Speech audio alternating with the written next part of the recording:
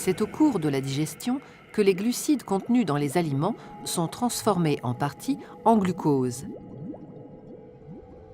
C'est à ce moment-là que l'absorption intestinale permet au glucose de passer dans le sang.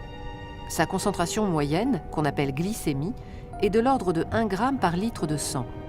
Même si elle peut varier au cours de la journée, cette valeur est maintenue à ce niveau grâce à l'intervention de mécanismes permettant le stockage et le déstockage du glucose.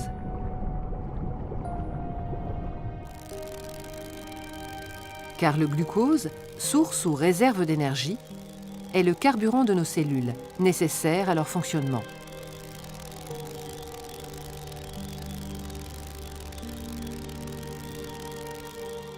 Foie et pancréas jouent un rôle fondamental dans la régulation de la glycémie.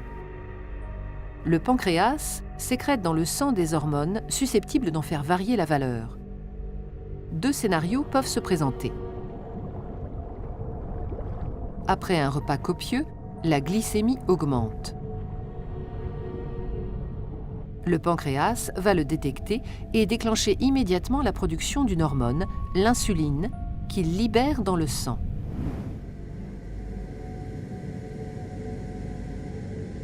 L'insuline, c'est la petite clé qui permettra au glucose de pénétrer dans la plupart des cellules de l'organisme qui en ont besoin pour fonctionner.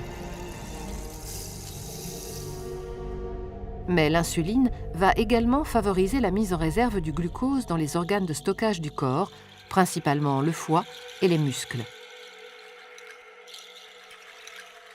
L'ensemble de ces mécanismes tend à s'opposer à la hausse excessive de la glycémie dont souffrent les diabétiques. On peut donc dire que l'insuline sécrétée par le pancréas, en favorisant le stockage du glucose, fait baisser la glycémie.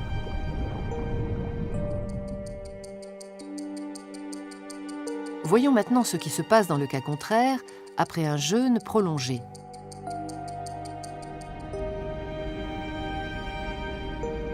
Le pancréas détecte une baisse de la glycémie, un manque de glucose dans le sang.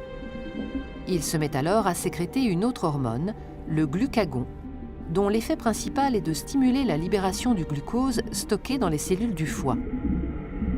Le foie est le seul organe dont les cellules soient capables de restituer dans le sang le glucose emmagasiné. Ce déstockage du glucose va avoir pour effet d'empêcher une hypoglycémie dangereuse. Pancréas et foie jouent donc un rôle important dans le contrôle permanent de la glycémie. Ce contrôle suppose un équilibre satisfaisant entre les 2 hormones antagonistes sécrétées par le pancréas et une gestion fine du stockage-déstockage du glucose dans le foie. Cet équilibre dynamique, qu'on nomme homéostasie, est obtenu grâce à ce système autorégulé à commande hormonale qui s'avère être une authentique mécanique de précision.